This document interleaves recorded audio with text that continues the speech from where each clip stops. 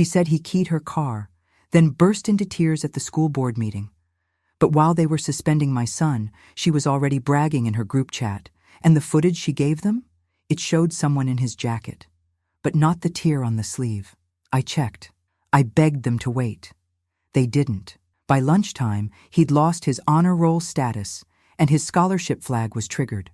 My mother framed my son, and everyone believed her. Everyone but me. She thinks she's in control, but she forgot. I document everything, and she left a digital trail. My name is Amanda Keller, and I'm 45 years old. Every Saturday morning, I savor my coffee in our sun-filled kitchen while my teenage son Ethan tackles his college applications upstairs. After the divorce 8 years ago, we carved out this peaceful life together in Cedar Grove. Just the two of us, our rescue cat Max, and, simple dreams of Ethan's university future. The morning light catches the cinnamon swirls in my cup as his laughter drifts down the hallway, a sound I fought hard to protect. My mother Patricia, once my childhood hero, watches our happiness with thinning lips. Her warmth vanishes whenever I dodge her helpful suggestions about how to raise my son. My fingers brush the neat folder of documented texts and receipts I've kept since the divorce, a habit that served me well. Her latest message still burns. You'll regret not listening to Mother. But let me start from the beginning. Monday morning started like any other. Me packing Ethan's lunch while he polished his scholarship essay for Stanford. You know those peaceful moments right before everything changes?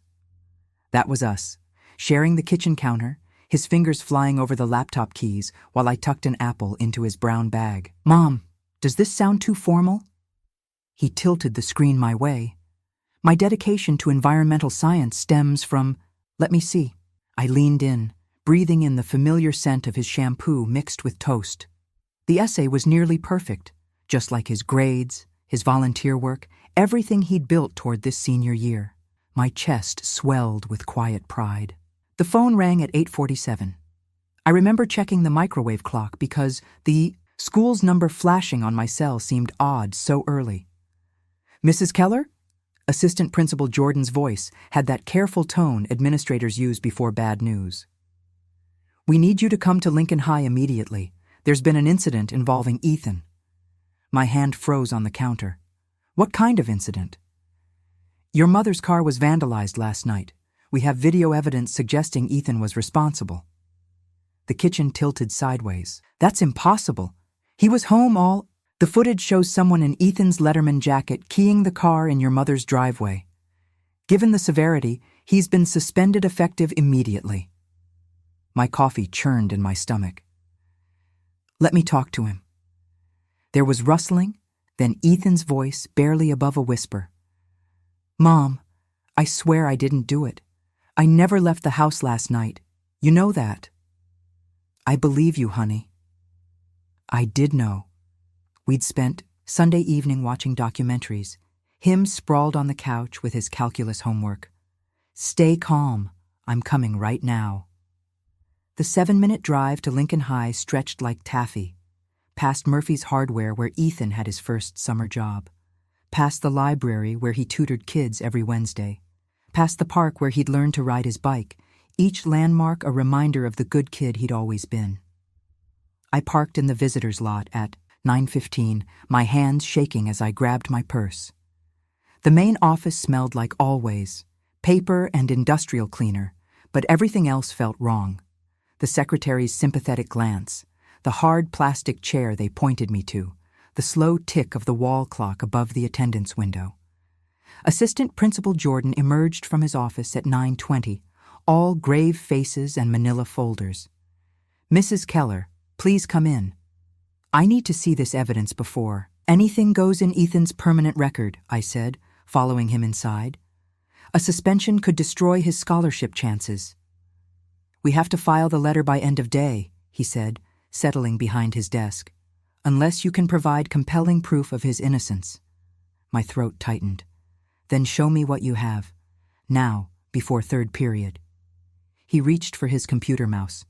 Very well. But your mother was quite clear about what she saw. My mother? The words came out sharp enough to make him pause. Patricia's already been here? The third period bell rang through the halls, and Jordan nodded slowly. She arrived first thing this morning to file the complaint. I followed Jordan down the hall to the conference room, where Principal Harris and Officer Diaz were already waiting. The fluorescent lights hummed overhead as we took our seats around the long table. My fingers traced the edge of my chair, the same ones they'd had since I was a student here myself, back when everything seemed simpler. "Mrs. Keller," Principal Harris began, folding his hands on the table. "We take vandalism very seriously at Lincoln High. Given Ethan's record, we were surprised." Officer Diaz cleared his throat and turned his laptop our way. "This footage came from Mrs. Patterson's security camera across the street from your mother's house. The video was grainy, timestamp reading 11:42 p.m. A figure in what looked like Ethan's varsity jacket moved near Patricia's silver sedan, hunched in the shadows of her driveway. My chest tightened as I leaned closer, studying every detail. The street lamp's glow caught something metallic in their hand. "Wait," I said, pointing to the corner of the screen. "That shadow from the lamppost, it's falling east, but at that time of night it should be." The door burst open. Patricia swept in, dabbing at her eyes with a tissue. "Oh, Amanda, how could he do this to his own grandmother?" Her phone chimed repeatedly, probably the neighborhood gossip chain lighting up. She'd always been quick to work the sympathy angle with her friends. "I just don't understand," she continued, voice wavering perfectly. "After everything I've done for him." She gestured at the screen, where the figure's jacket was clearly visible. "That's his varsity jacket, the one I bought him for his birthday." I gripped the arms of my chair, mind racing. "Ethan was home all night, and that jacket—" "The damage is extensive," Patricia cut in. "Deep scratches all down the driver's side. My insurance agent is coming this afternoon to document everything. Can we pause for a moment?" I kept my voice steady, professional. "I'd like to verify where Ethan's jacket was during this time frame. We keep it hanging by the front door, and I remember seeing it there last night while we were watching." "Mrs. Keller," Principal Harris interrupted, "given the evidence and Mrs. Patterson's statement—" "My son deserves due process," I said firmly, "before this goes on his permanent record." Patricia's phone chimed again. She glanced at it, then stood with a sigh. "I need some air. Amanda, walk with me?" In the hallway, she grabbed my arm, her perfectly manicured nails digging in slightly. The smell of her expensive perfume, the same one she'd worn all my life, suddenly felt suffocating. Her mask slipped for just a moment as she leaned close. "Now you'll finally learn who's in charge." The floor seemed to tilt beneath my feet as 45 years of history shifted. That whispered threat confirmed what my gut had been screaming. This wasn't about a keyed car. This was calculated. If she could lie about this, what else had she lied about over the years? I watched her sweep back into the conference room, all tears and trembling hands again. The security footage played on repeat on Officer Diaz's laptop. That grainy figure in the familiar jacket, those wrong-angle shadows, that perfect timestamp that felt more damning by the second. But something else was playing in my mind. All the little ways Patricia had tried to control us over the years. The guilt trips when we missed Sunday dinner, the loans that came with strings, the constant criticism wrapped in concern. Now she was trying to control Ethan's future, and she'd picked the perfect moment to strike. I smoothed my shirt, took a deep breath, and walked back into the conference room. They were all looking at me. The principal, the security officer, my mother with her tactical tears. But I wasn't seeing a disciplinary meeting anymore. I was seeing my first case as an investigator, and Patricia had just made her first mistake. The afternoon sun felt wrong somehow, too bright for such a dark day. I sat in my car outside Lincoln High, staring at 2 emails that had just pinged my phone. The first was from Counselor Reeves, with a subject line that made my stomach turn. "Honor Roll Status Update, E. Keller." The second, from Scholarship Coordinator. Bailey, was even worse. "Application flag notice, immediate review required. You know that feeling when bad news hits and your mind tries to bargain with reality? That's where I was, reading those messages over and over, hoping the words would somehow change. The honor roll removal was immediate, but it was Bailey's email that froze the blood in my veins.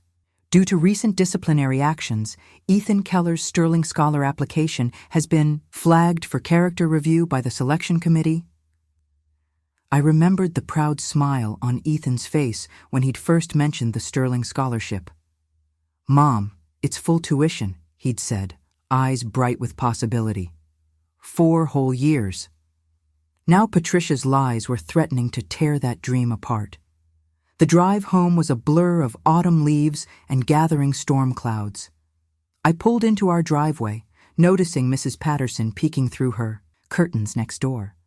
Already the whispers would be starting, Patricia's neighborhood phone tree in action. I could practically hear the tisk-tisking over garden fences and during power walks. "Ethan!" I called out as I entered the house. No answer. The silence led me upstairs to his room. The door was closed, but I could see a thin line of darkness beneath it. I knocked softly. "Hey, buddy, can I come in?" A muffled whatever was all I got. The room was dark, except for the blue glow of his phone. Ethan lay on his bed, hoodie pulled up, scrolling through what looked like a class group chat. From the way his thumb moved, quick, agitated, I could tell it wasn't good news. "They're all talking about it," he said without looking up. "Jamie said his mom heard I might get arrested. Tyler's asking if I'm going to juvie." His voice cracked slightly. "Even Coach Matthews texted to say I'm suspended from practice until this is resolved." I sat on the edge of his bed, my heart breaking. This was my son, my kind, hard-working boy who'd never so much as turned in homework late. Now he was drowning in a flood of rumors, all because Patricia needed to prove a point. "Show me everything," I said, pulling out my phone to document timestamps and screenshots. "We're going to fight this, Ethan. Every single piece." I headed to my home office, printing out Lincoln High's official policy on suspensions and appeals. Yellow highlighter in hand, I marked the crucial sections. Students have the right to present evidence. Appeals must be filed within 48 hours. Character reviews require substantiated proof of misconduct. Then I called the Sterling Scholar office, my hand shaking as I wrote down the final review date. "The board meets in exactly 30 days, the coordinator told me. "Any pending disciplinary matters must be resolved by then." 30 days. The number hit me like a physical weight. I grabbed a sticky note, wrote T30 in bold letters, and stuck it above my desk where I couldn't ignore it. 1 month to clear my son's name before that scholarship slipped away forever. Back in Ethan's room, I laid out our plan. "We're going to tackle this step by step," I explained. "The footage, the timeline, the jacket, everything. We'll prove what really happened." But Ethan just pulled his hoodie tighter, curling away from me. His silence felt heavier than any words could have been.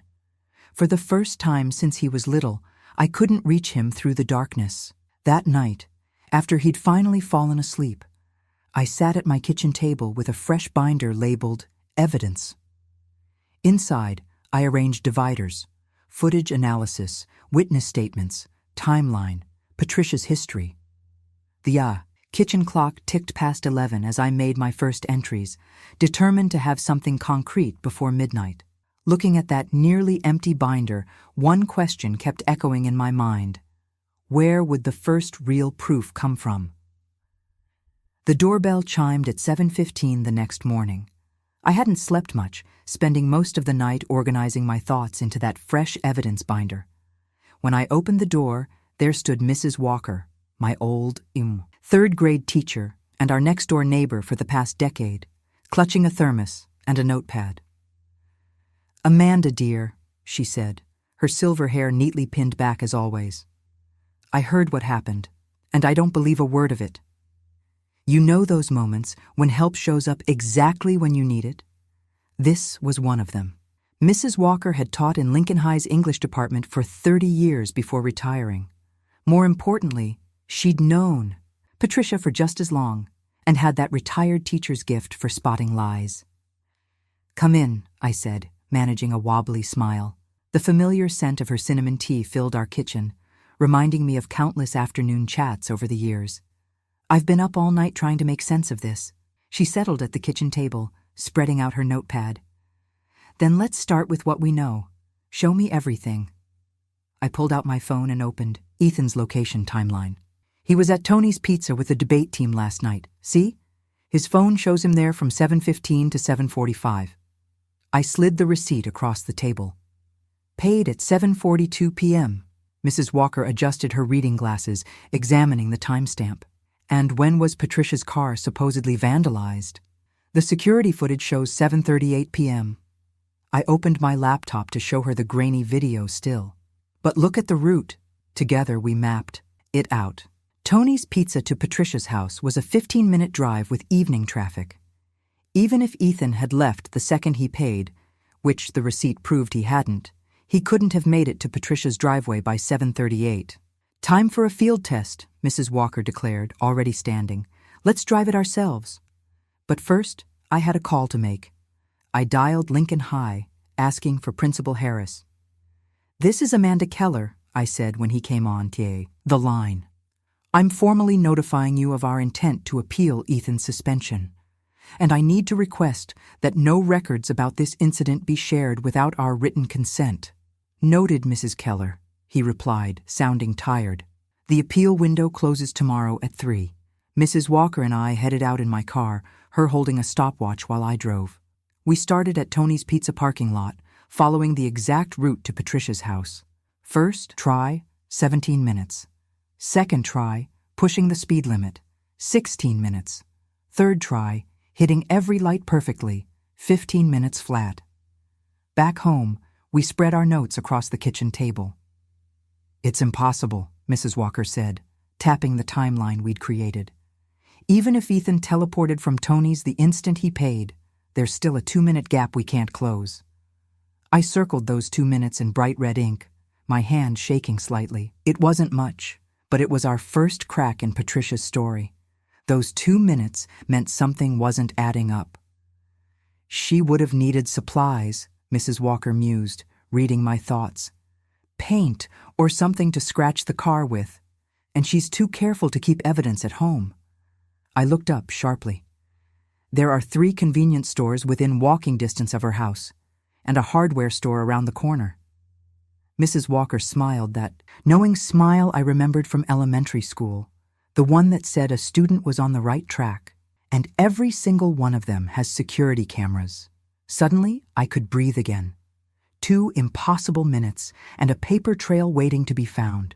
It wasn't proof yet, but it was a start. Mrs. Walker gathered her things, patting my hand. "Security footage only goes back so far, dear. I'd start looking right away." I stared at those 2 circled minutes, feeling the first flutter of hope since this nightmare began. Patricia had planned her little scheme carefully, but she'd made at least one mistake with the timing. And if she'd slipped up there, chances were she'd left other traces too. The question was, which camera beyond Patricia's block had caught her buying the tools for her crime? By 6 that evening, I'd mapped out every business between Tony's and my mother's house. You know how your mind gets laser-focused when you're racing against time? That's where I was, seeing everything in crystal clarity. 3 stores, I told Mrs. Walker over the phone as I parked at Quickmart. All with security cameras, all open during the window we need. The fluorescent lights inside Quickmart made my eyes ache. Behind the counter, a teenager with braces barely looked up from his phone when I approached. The name tag read, Justin. "Hi, there," I said, trying to sound casual. "I'm wondering if you could help me look up a receipt from yesterday evening? Between 7 and 8? He sighed, the universal sound of retail suffering. "System only shows card transactions. Cash sales just have totals." I pressed on. "What about security footage? Would your manager—" "Corporate policy," he cut in. "Need a police report." The dollar hub next door wasn't any more helpful. The manager, a woman named Beth with tired eyes, at least seemed sympathetic. "Paint, keys, sharp objects. Those are high theft items, she explained. We track sales, but I can't share records without approval from district. My stomach churned. Every minute felt like sand slipping through my fingers. The Shell station was my last hope for the night. Mrs. Walker met me there, clutching a printout from the Neighborhood Watch Facebook page. "Look at this angle," she said, pointing to a photo someone had posted of a fender bender last month. Behind the crashed cars, you could see one of the station's security cameras perfectly positioned to cover the road leading to Patricia's house. The memory of my mother's smirk in that school hallway flashed through my mind. "Now you'll finally learn who's in charge," she'd said. My hands clenched into fists. "You okay?" Mrs. Walker touched my arm. "Just thinking about how calculated this was," I said. She knew exactly what she was doing. Inside the station, the night manager looked about as enthusiastic as the Quick-Mart kid had. But at least he took my written request, complete with specific timestamps. "Manager reviews footage requests in the morning," he droned. "Come back tomorrow." While Mrs. Walker grabbed us coffee, I drove home to check something that had been nagging at me. Ethan's varsity jacket, the one in the grainy video, hung in his closet.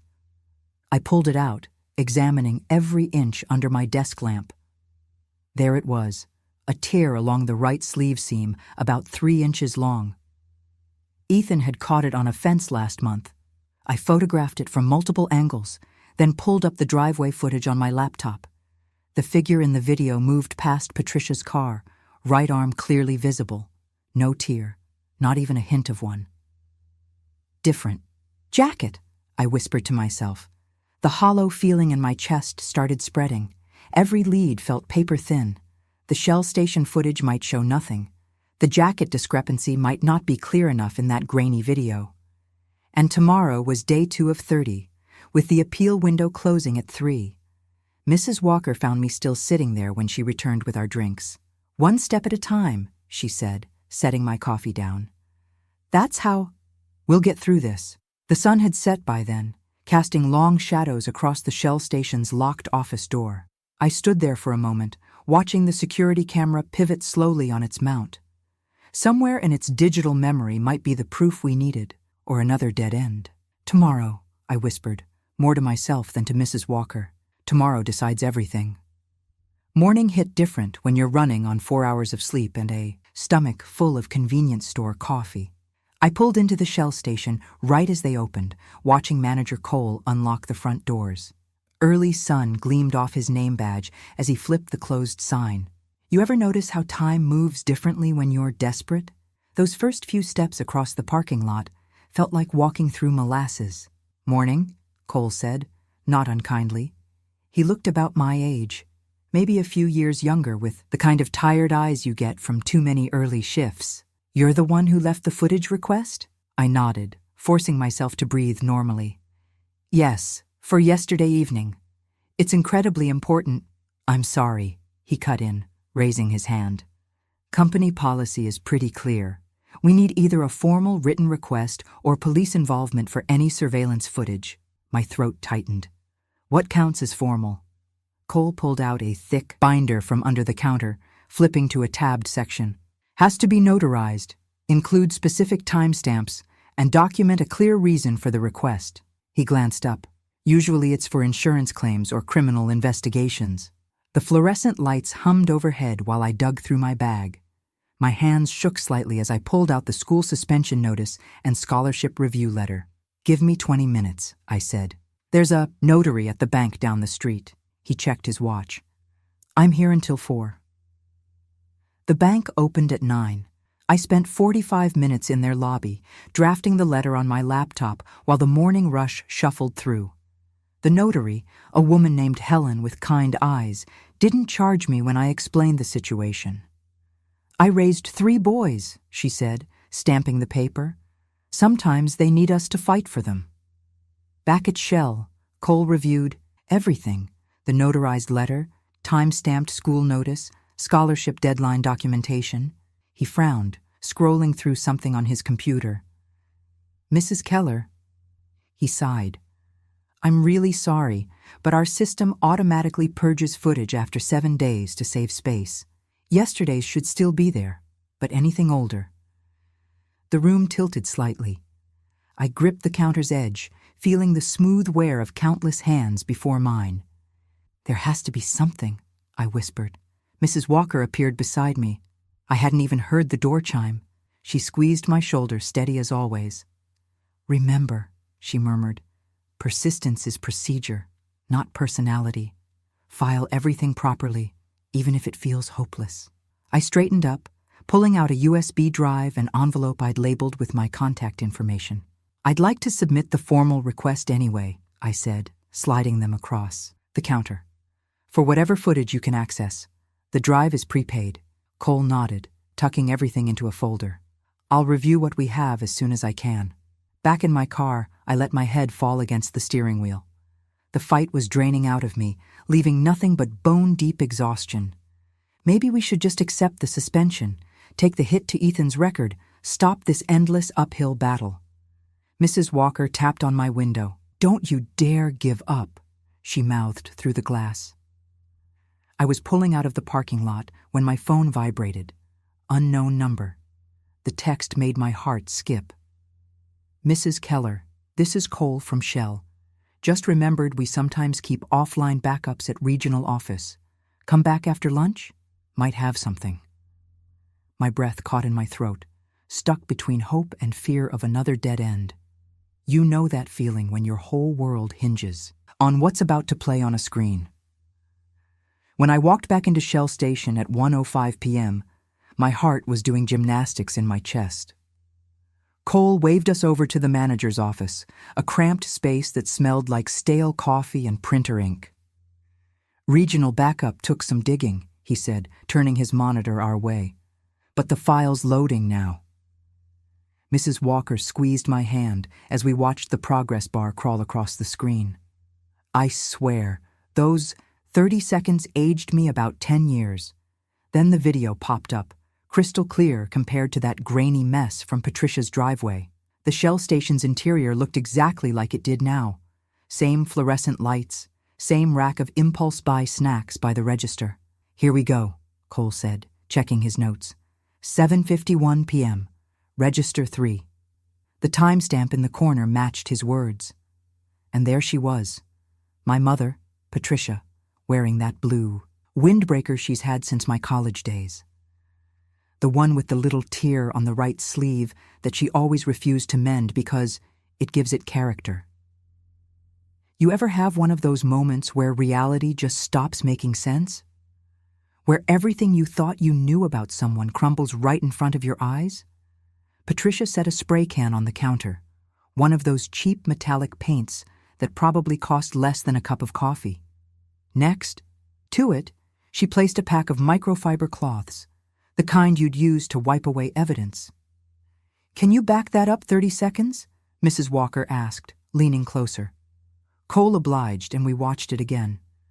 This time I noticed how casual Patricia looked, like she was buying groceries instead of tools for sabotage. My stomach churned. "The timestamp," I said, pulling out Ethan's pizza receipt. "Tony's logged him at 7:42 p.m., 5 blocks away." I spread the paper on Cole's desk. "There's no way he could have been at your house when your mother was here buying paint," Mrs. Walker finished, her voice gentle but firm. My hands shook as I dug out a USB drive. "We need a copy, please." Cole nodded, clicking through some menus. "You'll have to sign for it. Chain of custody and all that." He pulled out a logbook, all neat columns and official letterhead. As I scrawled my signature, the video clip started to transfer. The screen flickered, just for a second, and I noticed something else. "There's no audio," I said, trying to keep the panic from my voice. "System quirk," Cole explained. "Audio takes up too much space in the backups. And see that slight pixelation? That's normal for compressed files." The reality of what we still needed hit me like a wave. Principal Harris would want more than just this. The school board would demand backup evidence, something concrete to support the video. I grabbed my notebook, writing quickly. Receipt copy, staff statement, camera angle details. "Mr. Cole," I looked up, "would you be willing to provide a sworn statement about finding and exporting this footage?" He hesitated, glancing at a corporate policy poster on the wall. I'll need to run it by the regional office, but if they approve, he checked his watch. I can email it to you first thing tomorrow. The USB transfer completed with a soft chime. This little piece of plastic now held proof of what I'd suspected all along. My own mother, deliberately setting up her grandson. Mrs. Walker touched my arm. One step at a time, Amanda. We have the video. That's what matters right now. I pocketed the drive, feeling its weight like a burning coal against my leg. The timestamp differences were clear. The paint purchase was documented. But would it be enough? And more importantly, would it arrive in time? Cole cleared his throat. The statement, I'll push for rush approval. Sometimes they make exceptions for... He paused, choosing his words carefully. For family situations. I nearly laughed at that. Family situations. Right, that's one way to put it. Thank you, I managed, clutching my notebook. For everything. The next morning, my dining room table looked like one of those crime scene command centers you see in TV shows. You know the type, papers everywhere, sticky notes forming cryptic patterns, and a tired investigator running on nothing but coffee and determination. The laptop hummed as I created digital copies of everything, organizing them into folders with timestamps and notes. Remember that old habit I mentioned about documenting everything? It was finally paying off. I pulled up Shell Station's video export and ran it through a verification tool, something Mrs. Walker's tech-savvy nephew had recommended. It spit out what's called a hash value, basically a digital fingerprint proving the file hadn't been tampered with. I printed that too, right next to the chain of custody form Cole had signed. The Tony's Pizza receipt sat next to my phone, which displayed Ethan's location history from that night. I'd mapped it all out, every ping, every timestamp. Clear as day, it showed him 5 blocks away when Patricia was buying that paint. You couldn't be in 2 places at once, right? Mom? Ethan appeared in the doorway, backpack slung over one shoulder. You didn't sleep, did you? I managed a smile. Just making sure everything's perfect, honey. I held up the jacket with the torn seam, snapping one last photo under better lighting. That rip should have been visible in Patricia's driveway footage, but it wasn't. Another piece of the puzzle. After dropping Ethan at school, I spent 2 hours creating the cleanest, most professional-looking evidence packet you've ever seen. Each page labeled, cross-referenced, with a table of contents that would make a librarian proud. Remember those late nights helping Ethan with his science fair presentations? Same attention to detail, but this time, his future hung in the balance. At 2:45 p.m., I parked in the school lot, watching the minutes tick by. The packet sat heavy in my briefcase, along with a printed copy of the school board's own policy on emergency hearings. Mrs. Walker had found that gem. Turns out, they had to consider cases involving scholarship deadlines within 48 hours of a formal request. Principal Harris's secretary waved me in at exactly 3:30 p.m. The office still smelled like that awful pine air freshener they'd been using since Ethan's freshman year. Mrs. Keller, Harris gestured to the chair across from his desk. You said this was urgent? I laid out the packet, starting with the video hash and documentation.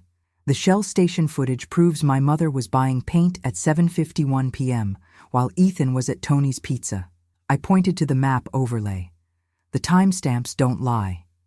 Harris picked up the chain of custody form, studying it with narrow eyes. This is thorough. We need a school board hearing, I said, sliding forward the policy printout. Within 48 hours, the scholarship deadline.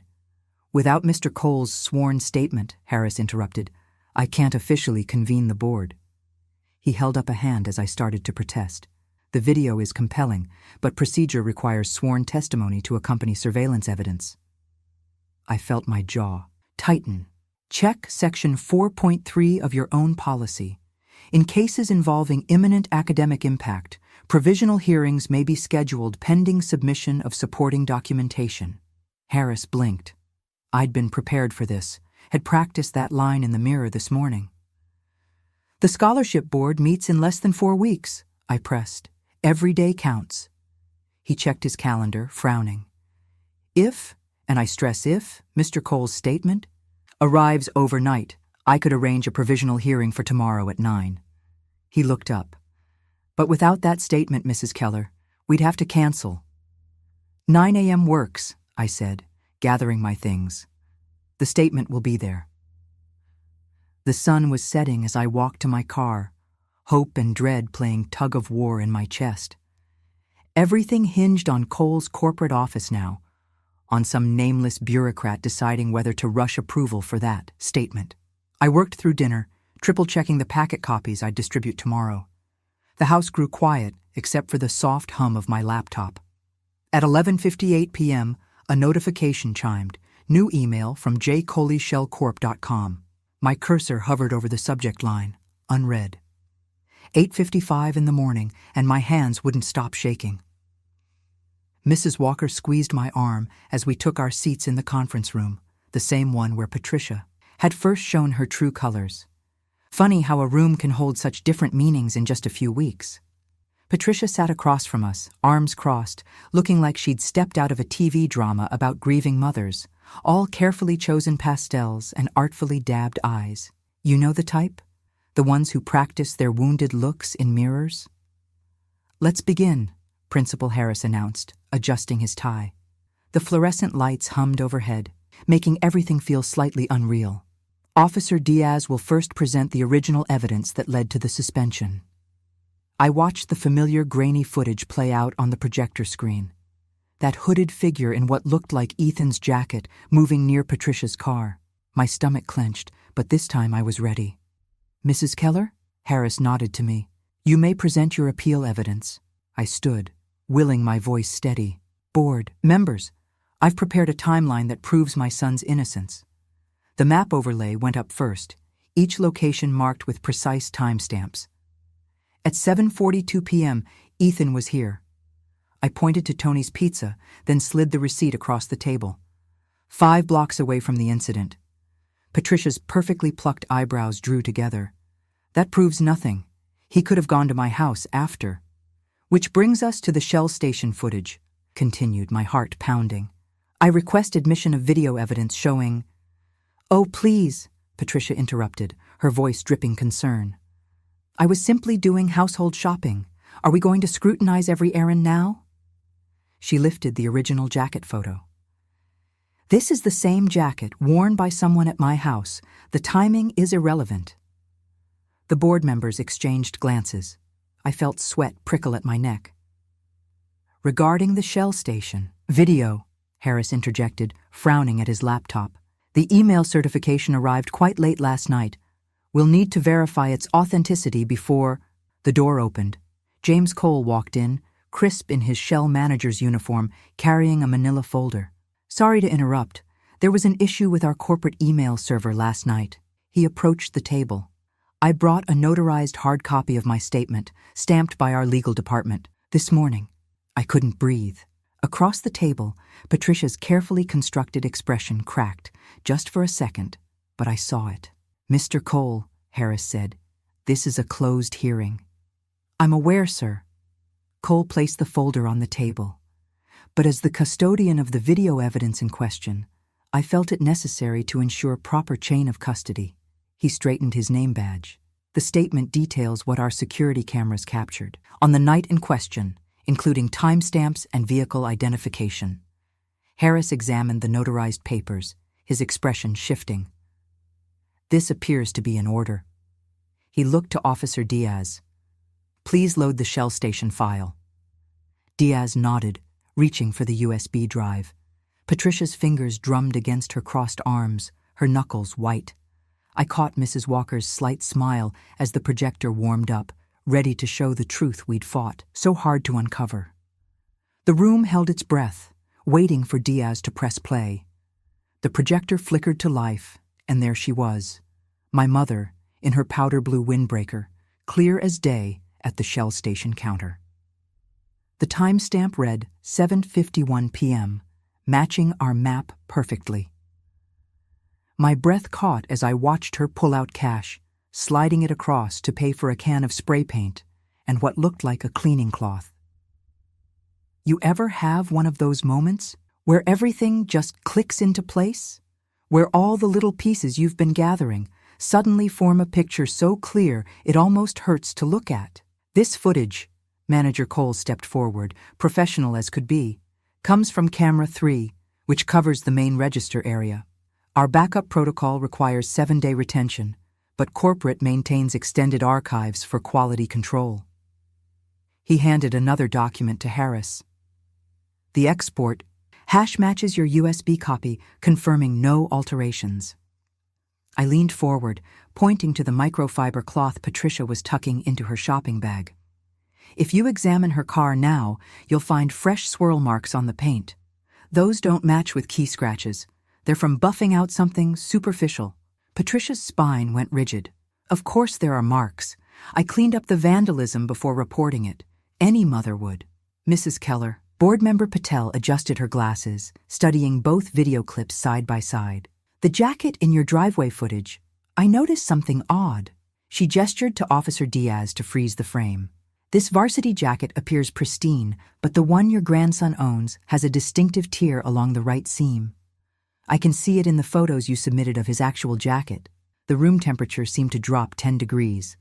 Every head turned toward Patricia, whose perfect mask slipped just a fraction. Patricia's mouth worked silently for a moment. That's hardly relevant to... I believe it is quite relevant, Patel continued, her voice gentle but firm. If this were truly your grandson's jacket in the footage, that tear would be visible even at this resolution. Principal Harris cleared his throat. I think we need a brief recess to discuss these findings. He glanced at the school resource officer standing by the door. Officer Lang, would you mind reviewing this file? There may be some concerns about the nature of the initial report. Of course, Lang nodded, already pulling out his notebook. If everyone could step into the hallway, Harris continued. We'll call you back shortly. The fluorescent lights in the hallway buzzed overhead as I sank into a hard plastic chair. Mrs. Walker's hand found mine, warm and steady. Down the corridor, I could hear the muffled sounds of students changing classes, life going on as normal while my world teetered on the edge of something massive. Ungrateful, Patricia hissed through clenched teeth, pacing 3 chairs away. After everything I've done for you, for this family... Patricia, Mrs. Walker cut in sharply, I suggest you save your comments for the board. The minutes crawled by like hours. I thought about Ethan, probably sitting in his first period class right now, having no idea his future was being decided in this stuffy hallway. The scholarship deadline loomed in my mind. We had to clear this up today. Remember how I said some moments click into place? Others stretch out like taffy, testing every nerve you've got. Watching that door, waiting for it to open. That was definitely one of the stretchy ones. Finally, after what felt like forever but was probably 15 minutes, the door creaked open. Harris's assistant stepped out. They're ready for you now, she said softly. All parties, please. I stood on shaky legs, Mrs. Walker's steady presence at my side. Patricia smoothed her skirt, chin high, but I could see the tremor in her hands. We filed back into the conference room, taking our seats under the weight of 7 serious faces. Principal Harris folded his hands on the table, and I felt the moment balance on a knife's edge, everything we'd fought for hanging on whatever words came next. Principal Harris cleared his throat.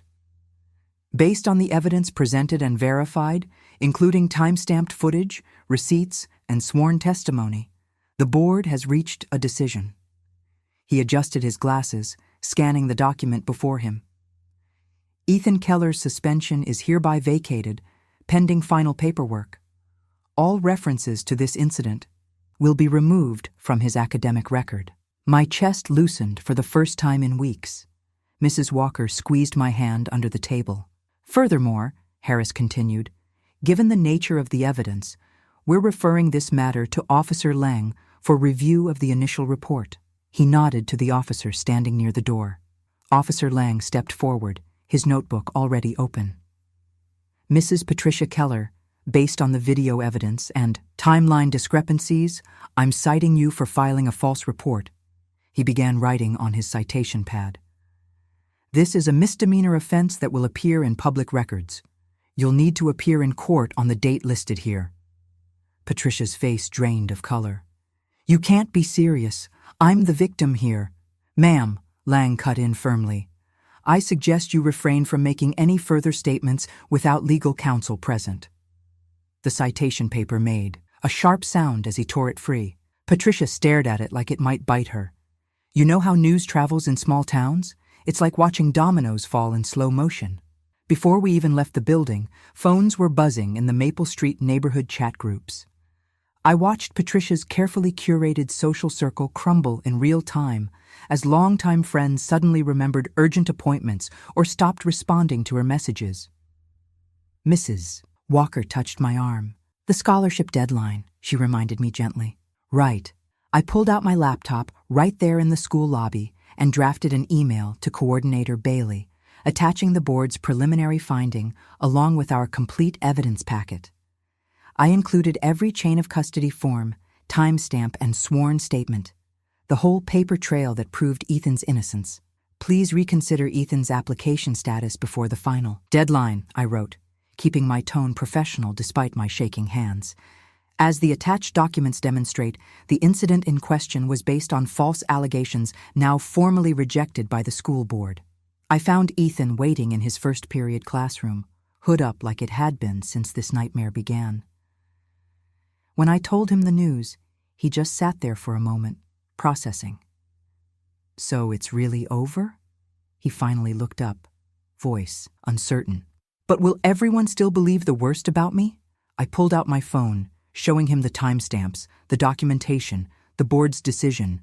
Here are the facts, honey. Here are the dates. Your record is clean, and the truth is all right here in black and white. I managed a small smile. We're just waiting on the final letter to make it official. As if on cue, my phone chirped with a new email notification. The sender was Scholarship Board, and the subject line read, Final Determination. Remember that moment I mentioned earlier when everything clicks into place? Here was another one, hanging in the balance of an unopened email. I could feel Ethan's eyes on me, could sense Mrs. Walker holding her breath beside us, could hear the distant chatter of students changing classes, all of it suspended in that fraction of a second before I tapped the screen.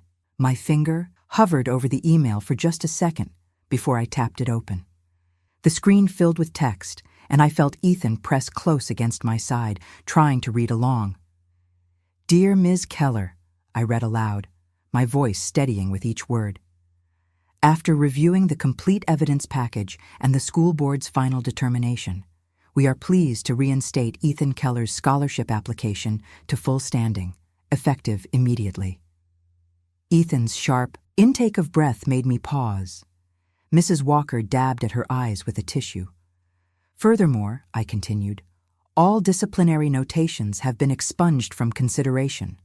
The school's formal apology will be included in Ethan's permanent file, ensuring no negative impact on his academic record or future opportunities. The fluorescent lights hummed overhead as Ethan slumped back in his chair, relief finally reaching his eyes. You know that moment when you can actually see hope return to someone's face? It was like watching sunrise break through storm clouds. I forwarded the email to Principal Harris right there, adding a brief note of thanks for expediting the board hearing. Then I sent a separate message to Manager Cole at the Shell station, expressing our gratitude for his timely intervention with the footage and statement. Through the classroom window, I caught sight of Patricia, standing alone by her car in the parking lot, phone in hand. Even from this distance, I could see her jabbing at the screen, probably trying to salvage what was left of her social circle. But the damage was done. One by one, her carefully cultivated relationships were withering in the light of truth. The citation for filing a false report would follow her long after the neighbors stopped answering her calls. Let's go home, I said to Ethan, squeezing his shoulder. Mrs. Walker hugged us both before heading to her car, her mission as our guardian angel complete. The drive home felt different, lighter somehow. Remember that cinnamon coffee from before all this started? I could almost smell it again, could almost hear Ethan's laughter bouncing off the kitchen tiles. First thing I did when we got back was print the scholarship reinstatement letter. Not on regular paper, no. This called for that heavy cream-colored stock I'd been saving for special occasions. the kind that feels like victory when you hold it. I found the dark wood frame I'd bought months ago, back when we first started applying for scholarships. It had been waiting in my closet for this moment, though I'd never imagined the path we'd take to get here. The letter slid in perfectly, its official letterhead gleaming under the glass. There was only one place for it: our mantel. I cleared a space right in the center, next to that small brass lamp I'd had since college. When I switched the lamp on, it cast this perfect warm halo around the framed letter, like a spotlight on Ethan's fresh start. Ethan wandered into the living room, staring at the display. "Is it really over, Mom?" "Come here," I said, pulling him close. We stood there together, watching the lamplight catch the school's embossed seal on the letter. From the kitchen, I could hear the coffee maker gurgling. I'd started a fresh pot without even thinking about it. The afternoon sun slanted through our windows, just like it had that Saturday morning when this all began, but now it felt like protection instead of a warning. The truth has its own gravity, you know? It pulls everything back into proper alignment eventually. Standing there with my son, watching his acceptance letter glow on our mantel, like a beacon, I finally felt our world right itself. Later that evening, as Ethan's laughter once again filled our kitchen, real laughter, not the forced kind he'd been using these past weeks, I caught myself staring at that framed letter. It had become more than just a document. It was our compass now, pointing toward his restored future. And anyone who visited would see it there, a quiet but unmistakable testament to what we'd learned. No lie outlives the truth.